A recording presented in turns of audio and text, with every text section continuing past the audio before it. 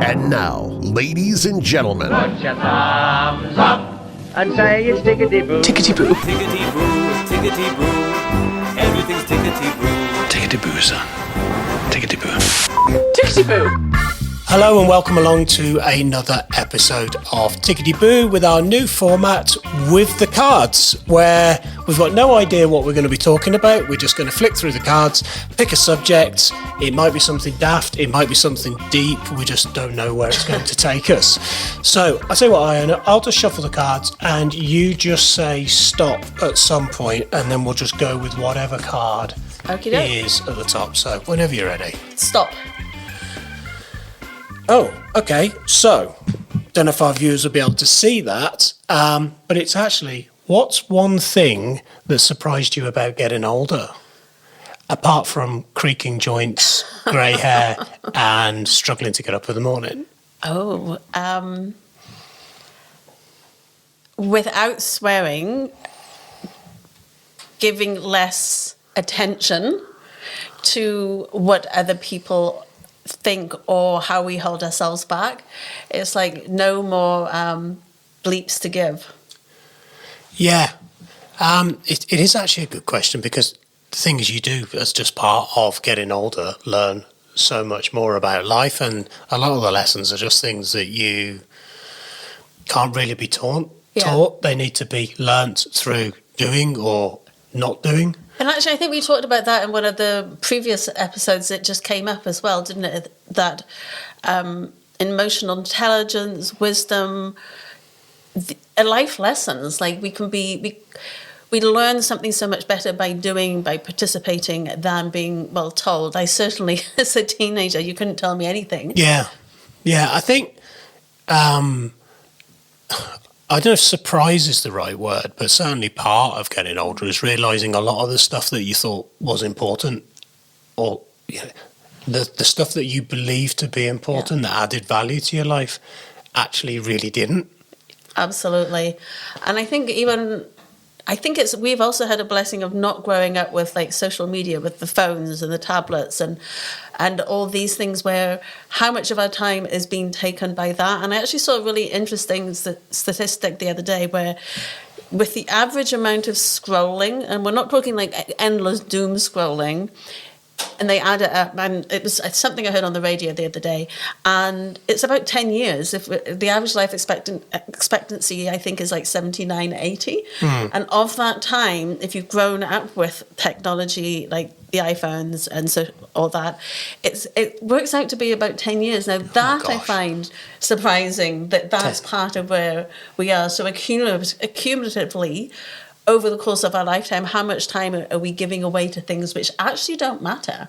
That's true. 10 years. Yeah, that's scary, isn't it? 10 years, wow. Yeah, I think, as I was talking about the things that we believe to be important in our lives at a younger age, the one thing that surprised me about getting a bit older is actually how quickly time seems to move. Oh, isn't that the truth? I remember when you're little, like it's forever until your birthday comes around again, or Christmas, or those big milestones. Yeah. Whereas now it's like, vroom, it's flying by. It's like suddenly, like I'm an empty nester. It's like, oh my gosh, like that's like I'm in a completely different area of my life. Yeah. And I'm an empty nester as a single woman as well. So it's like I've gone from single mum to single empty nester. And actually, quite frankly, I'm loving it. I'm loving the space. But I also you can't prepare yourself for that part, because you don't know how it's going to be.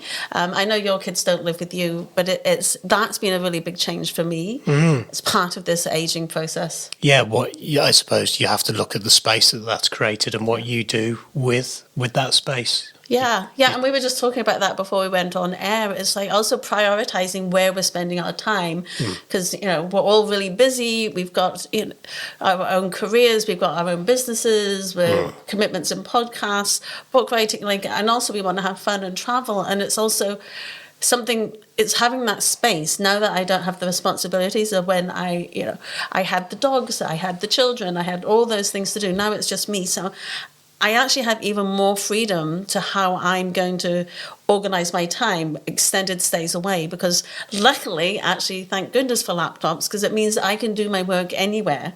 Yeah. Well, that's a blessing and a curse, Yeah. isn't it? True. When we're on holiday, are we on holiday? We're still plugged in and we're still doing work. It's about the balance, isn't Yeah. it? But yeah, kind of going back to that space and what you do with it. And I think the one key thing that really stands out to me at this point in my life is how much value I now place upon peace and calm. I actually put a post up on social media about this morning about fiercely protect your peace, especially if you've come from a place of chaos and stress and uncertainty. I was working with a client yesterday. She was young. She was late 20s, but extremely stressed out, being a good mum, trying to do well at her job, trying to stay fit, trying to keep a clean house, and she was burnt out. And while I was just talking to her, I kind of came up with this phrase, I don't know where it come from. And I said, there's a point in life you have to stop and ask yourself, am I forcing things or am I flowing with things? Yeah. Force and flow. And I think for me, peace comes when I feel like I'm flowing in life rather than trying to force friendships, relationships, business opportunities, anything that I do. Peace is massively important to me at this stage in my life. Absolutely. Peace. And I think with that, it's genuine connection. Like friends, and it doesn't mean you have to see the people all the time, but it's genuine connections are so... I mean, they nourish your soul, don't they? And they give you energy, so they're not draining, whether it's jumping on a call with someone, seeing them. You can have that space. And when you're with other people who actually also bring you peace as well, I think it's part of getting and aging is choosing who I'm seeing. And quite frankly, I don't have enough time to see everybody. I used to be a huge social bunny. But I just don't have the energy for that. So it doesn't mean I don't love and connect with a lot of those people. Some of my best friends are actually people I go years without seeing. I've got a friend in Canada. We've been friends since I was 17. We can go years without seeing each other. But the connection is still there. So it's not true about... friendship. Yeah. Yeah, you can just pick up a conversation from pretty much where you left off. That's rare to have. But I think when you find peace and you find space, you notice things that for so much of your life you didn't notice. And this might sound really strange, or to some watching and listening, it might really resonate with them.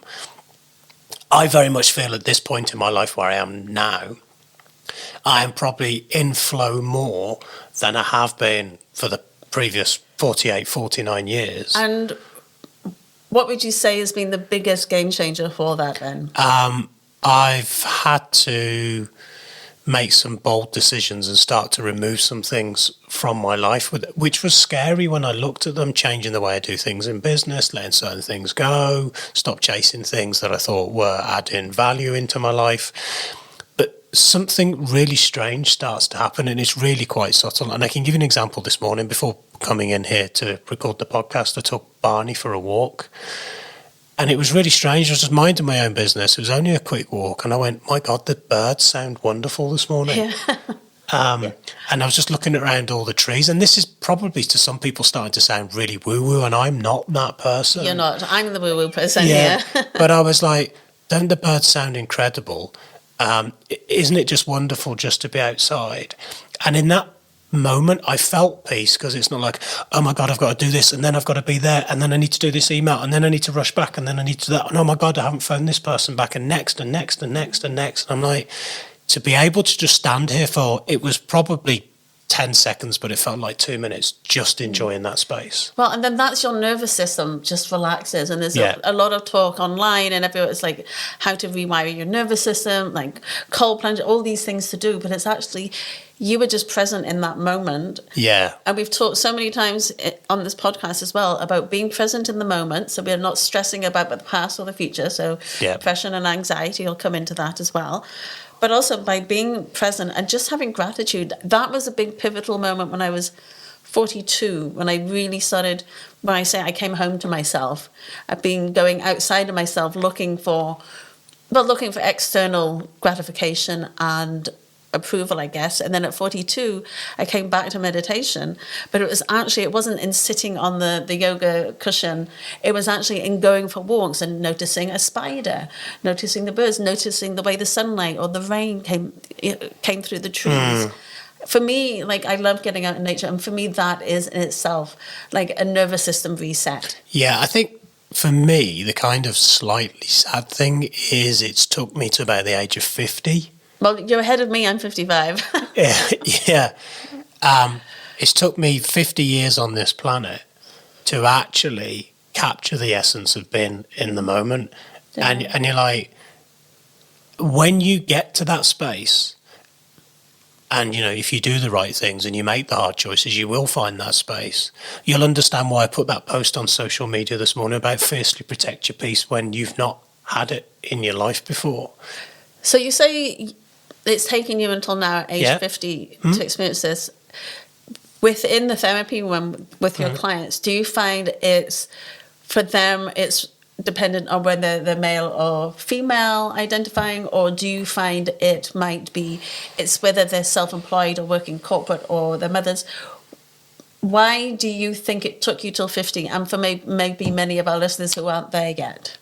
Because I associated getting to peace through achieving and striving and doing more, that it would lead me to this place. I'd arrive there one day and go, oh, this is what all the hard work has been for. And when you talk to me about people who've been in the therapy room, it doesn't matter, male, female, self-employed, employed, retired. If you've never known peace, you have certainly got no idea how to curate it in your life. Yeah. And it's very hard for people to sit there and go, well, if you make space, if you make hard decisions, if you cut this out of your life, if you move away yourself from toxicity, you will gravitate back to peace. But people go, what a load of nonsense. But when you do the difficult stuff and you make the choices and you create the space, and trust me, you won't know when that moment was. I didn't know when I woke up this morning on that walk this morning I was going to get that moment of peace. When you first experience that, you're like, oh wow, oh wow. And everything in your life gets better. Your friendships get better. Your relationships better. Your health gets better. Your productivity gets better, because you're not coming from a place of always wired, always on, always stressed, and always striving. And here's the thing: all the things that you try to achieve, they just happen naturally because you're flowing and not forcing. Yeah, I've written about it in my first book too. It's that being rather than doing. You can still be doing activities, but by being present, by being yourself, by being aware. So you're in this moment as opposed to that striving. And on that hamster wheel or the treadmill of life, you're trying to juggle 50 plates all at the same time and not have any break, and then they all break. It's capturing those micro habits that we do. I want to talk about micro habits. Yesterday's an example of this, how old behaviours can creep back in. So I'd had a couple of clients in the morning, and then I had about an hour for my next client. So I thought, do you know what? I'll make myself some tea. I'll have a cup of tea. And I found myself picking up my phone, and I was flicking through TikTok, and I went, you're just about to waste 45, 50 minutes doom scrolling. You're not even enjoying your lunch. So I put my phone back in the kitchen. I finished my lunch.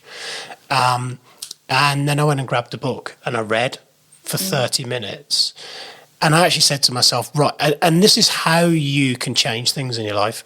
Whenever I find a gap now where I've got a break, I'm either going to go for a walk or I'm going to sit and read something that's going to feed my mind. Yeah. And that's a micro habit that I'm now building upon that helps me protect my peace. Yeah. And I actually shared with you, I think it was yesterday or the day before, I'm starting to get back into moving more because I've had a lot of injuries, and as soon as I get better and I'm more mobile, then it starts to, gradually go by the way. Anyway, I've come back to it, and instead of like a lot of people when we talk about mindset and transformation, have the vision, and I do say this, have the vision of where you want to be, how you want to be, how you want your life to be. And I found that I had a screensaver on my phone with almost like a vision board with that future me and how I want. It wasn't really inspiring. Yes, unconsciously, I know that it's rhyme my brain to, looking for that and the opportunities. However, I've switched it and it looks almost like doom and gloom. It's like, and it's basically like, if you're not going to change your behaviors, like what door are you going to walk through? Like the version of you, what do you need to do? And it's, it's a picture of a door that's just slightly opening and it looks quite dark. But actually I just go, okay, what am I choosing in this moment? So instead of like tuning to the future me, it's like right now, what am I choosing? And is this going to help me XYZ? So normally, like when I go out for my walk, I like to stop at the pub.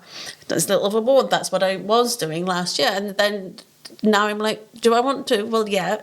Am I going to? No. What am I choosing? So no. So I'm going to continue on my walk. So it's just those little micro changes in behavior. And I'm finding that's really working for me. I don't know that this would have worked last year. It's just figuring out what works for us and using our own, mind magic on ourselves. So the fundamental takeaway is don't do a long walk to the pub. Just do the walk without the wine. Yeah. Yeah. I mean, I'm a bit tongue-in-cheek there, but it's very much about these micro habits that you add into your life. And if you are always on and you're always stressed and you think you're being productive, take it from somebody that's been there. You're not really. And actually what you're doing is you're robbing yourself of time, quality connection, and your health and your well-being as well. And when you start to look after those things get a little bit better. So, yeah. Takeaways are from the surprising thing about getting older is you learn that always been on and striving and pushing. It can be important at times, but it shouldn't be your constant way of life. I'm quite enjoying these cards. Yeah. Look forward to the next time we do it. It's great. God knows what it'll bring us in the next episode. So this wraps up this quick chat on Tickety Boo. We hope you've enjoyed this episode and we look forward to catching up with you in the next. Thanks for watching. If you or someone close to you needs to access mental health support, please contact your GP, or if it's out with normal office hours, get in touch with NHS 24 on 111. Alternatively, contact the Samaritans on 116 123. All calls are free of charge from any phone. You can also find more support information on the Tickety Boo website, ticketyboopodcast.co.uk.